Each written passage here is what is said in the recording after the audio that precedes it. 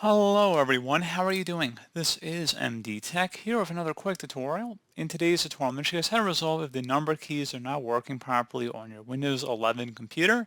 So this should hopefully be a pretty straightforward process, guys, and without further ado, let's go ahead and jump right into it.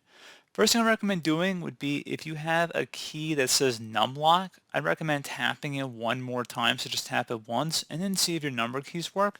So generally if you have a numbered keypad on the right side of your keyboard as well as numbers on the top, there will be a numlock key. So go ahead and just tap that and see if that will resolve the numbers not working on the right side of your keyboard. So that should pretty much been about it, guys. And as always, thank you for watching this brief tutorial. Do hope I was able to help you out, and I do look forward to catching you all in the next tutorial. Goodbye.